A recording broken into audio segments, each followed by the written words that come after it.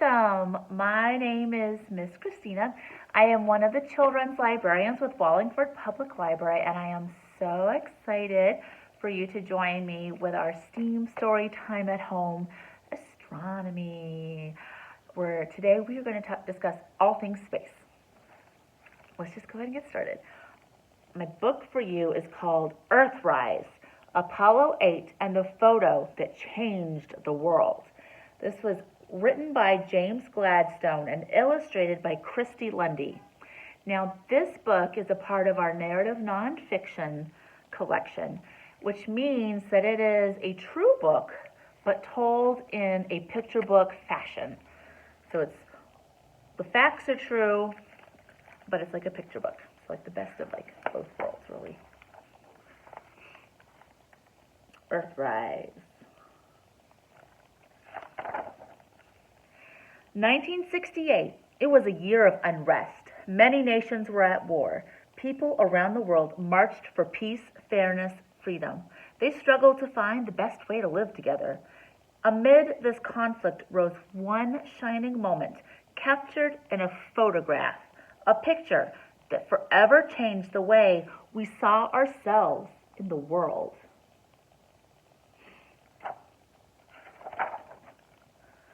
The light was breaking through clear, open skies. It was a perfect morning for a launch. The Saturn V rocket towered above the launch pad, the Apollo 8 spacecraft perched on top. 3 astronauts, Frank Borman, Jim Lovell, Bill Anders, walked toward the mighty metal ship that would whisk them far into outer space.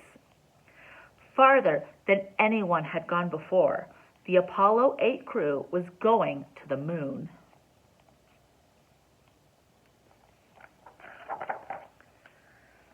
Cars clogged the roads, spilling over with anxious onlookers.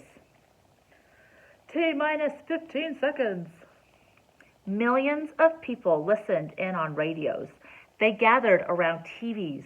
Could human beings really reach the moon? What would they see when they got there?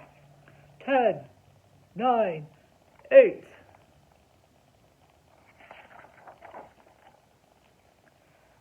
There was sound like thunder, rumble and roar. The crowd stood their ground while all the ground shook. The Saturn V engines had burst into life. We have liftoff.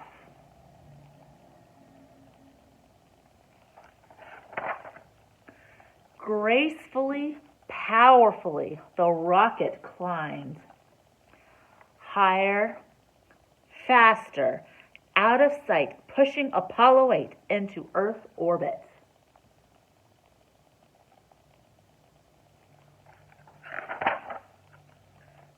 Far above the crystal blue.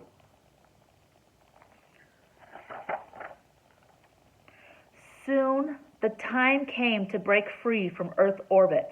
No one had ever done this before. The engine fired again, setting Apollo 8 on course for the moon. 4, 3, 2, light on, ignition. Ignition. Mission Control watched the spacecraft speed on their screens.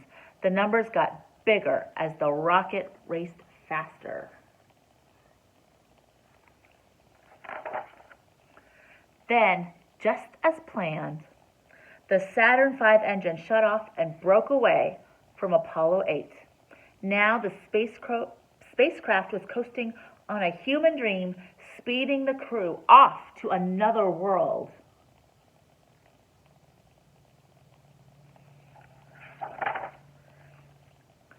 The farther they traveled, the more awesome the view.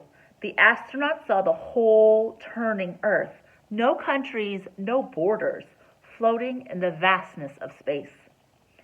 Everyone they loved was on that tiny blue planet, and it was shrinking, getting smaller each time they looked.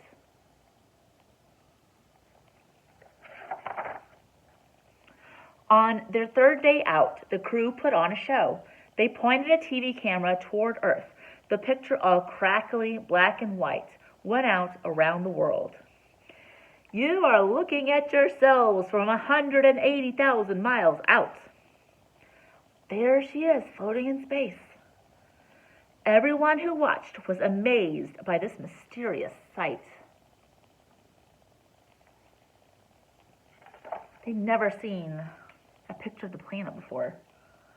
Soon after the broadcast, the astronauts arrived. The moon came into view. The spacecraft dipped into orbit and the crew got to work taking pictures of the rocks and craters below. Later, back on Earth, scientists would study those images, searching for the best sites to land future missions. So for this one, they weren't landing on the moon. They were just orbiting around it, turning around the moon to take pictures so they could plan for future missions. Look at that. Fantastic. It's gray, huh? Once, twice, 3 times around the moon, the crew's eyes were locked on the pocked and scarred lunar surface. The 4th time around, they all looked up. Look at that picture over there. There's the Earth coming up. Wow, is that pretty? Oh man, that's great. You got a color film, Jim? Hurry, quick, hurry up.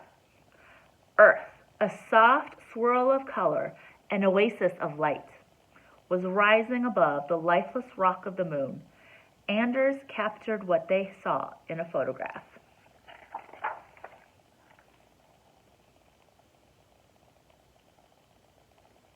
It's amazing, huh? It was a picture of us all, to be remembered for all time. There it is. There's the photograph.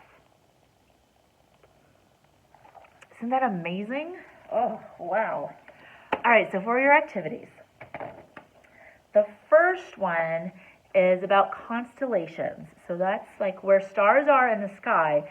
And for thousands of years, people have looked up into the sky and made pictures out of the stars.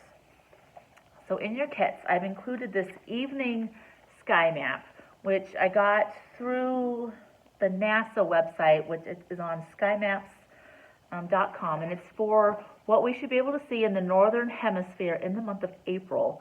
So if in the future you're also interested, you can go there and check for future months.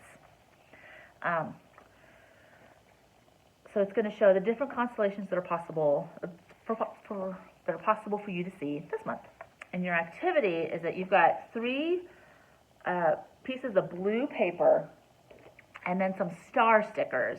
Now for 2 of them, go ahead and pick out a constellation from here, or if you happen to have one that's a favorite one that you already know about and it's not on here, go ahead and do that one. And then you map it out with your stars. I chose to do Draco, which is a dragon. See, there's its long tail and body, and then up here's its head, or down here's its head. And then for the third one, make up your own constellation. So think of what you might want to see in the sky, and then map out the points with your star stickers, and then draw in lines in between to match it up. And go ahead and make up a story about your picture, okay? And then share it with someone. All right, activity 2 is to learn about the Earth rotating on its axis, the moon orbiting around the Earth orbiting around the sun, and all of them are rotating on their axis. Ooh. So there's this sheet that's got a picture of the sun, the Earth, and the moon. Go ahead and cut them out. And there's instructions on your sheet, but pretty much you need 2 to 3 people. It's possible to do this with just 2 people. But someone will hold the sun, someone will hold the Earth, and then you practice rotating or turning around on your axis. Try that a couple times, and then you're going to have the Earth walk around the sun like an orbit. And then you're going to try it where you're both rotating on your axis with the Earth rotating or orbiting around the sun. And then you can try it with just the moon and the Earth. And then if you're really adventurous, you can try it with the sun, Earth, and the moon. That might be hard. You'll need some space to do that. But let me know how it goes. And then for activity 3, you've got this moon phases sheet, and I've laminated it so that you can do it again without getting it almost out. And for this, you're either going to need banana, some Play-Doh or clay, or if you're really lucky, some Oreos.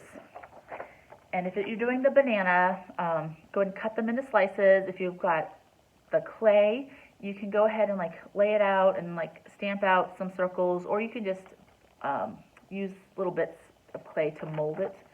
And you're trying to get whatever, like the banana, so you'll cut a little sliver, so you just have this little bit right here.